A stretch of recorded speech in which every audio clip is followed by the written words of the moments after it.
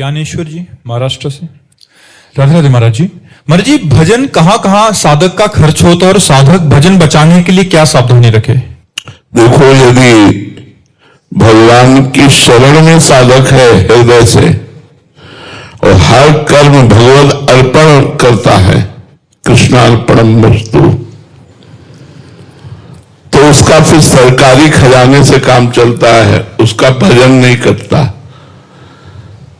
जो साधक अहम पूर्ण साधना से साधना करता है, भगवान की कृपा और भगवान की चरणों की हृदय से शरणागति स्वीकृत पूर्ण नहीं, तो प्रणाम से भजन नष्ट होता है। जब लोग प्रणाम करते हैं तो जो हमें प्रणाम करते हैं उससे हमारा भजन प्रणाम करने वालों के पास जाएगा। जो हमें कपड़ा देते हैं हमारा भजन उनके पास जाएगा। जो हमें भोजन देते हैं हमारा भजन उनके पास जाएगा। हम जो रुपया लेते हैं, जितना लेते हैं, उसके परिणाम स्वरूप हमारा भजन भगवान से हटकर संसार के उन पुरुषों के पास जाएगा जिन्होंने हमें रुपया दिया, भोजन दिया, कपड़ा दिया, प्रणाम किया, आदर सत्कार किया, इन सब में भजन जाता है। तभी भगवत प्राप्ति जिनको करनी होती, समाज से बच के, रोटी मांग के, खा के, फटे पुराने कपड़े पहनकर अपने भजन को बचाते हैं और बचा करके उसे पचाते हैं और पचाकर भगवान को प्राप्त हो जाते हैं। और जो साधक शरणागत होता है वो ये नहीं देखता कि ये व्यक्ति दे रहा है, वो देखता है मेरे भगवान इस रूप में आकर मुझे दे रहे हैं, उसका भजन नष्ट नहीं होगा। ध्यान देने योग्य, मेरे भगवान ही ने कहा है, अनन्यस चिंतयन्तो माम ये जना परिपासते तेसाम नित्याभियुक्ता नाम योगक्षेमम वहाम्यहम्। जो मेरा अनन्य चिंतन करते हैं ऐसे जनों के योगक्षेम का वहन मैं स्वयं करता हूं। ये बात ध्यान रखना।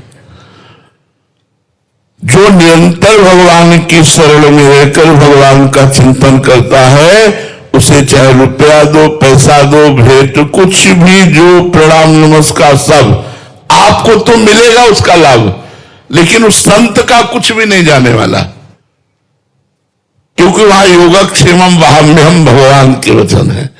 और जब अहम ग्रह उपासना होती है, अहम युक्त होती है, तो फिर उसका भजन क्षीण होता है। जो लोगे तो प्रकृति का एक बूंद पानी भी फ्री नहीं, इसका भी टैक्स है।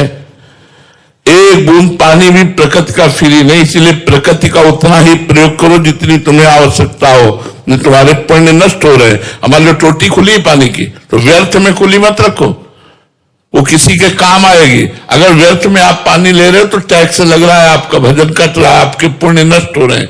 व्यर्थ में लाइट मत जलाओ, अगर काम चल रहा है बिना लाइट के तो मत जलाओ। प्रकृति की वस्तु का जितना उपभोग करोगे, कोई भी हो, उतने ही तुम्हारे पुण्य नष्ट होंगे। ये हमारा सरकारी कानून है।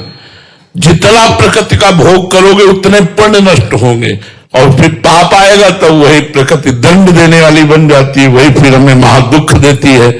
तो भजन करने वालों को जहां अहम ग्रह उपासना है, मैं भजन करता हूं, वहां इन बातों से बचना चाहिए। और जो भगवान की शरण में है वो तो जो ही प्यारो करे सोई मुनि भावे। महलों में राखो चाहे झोपड़ी में वास दो, जैसे तुम्हारी मर्जी हो। हे नाथ, मैं आपकी शरण में हूं, तो उनका भजन नहीं करता, उनका भजन सीधा भगवान को प्राप्त कराता है। Please like, comment, share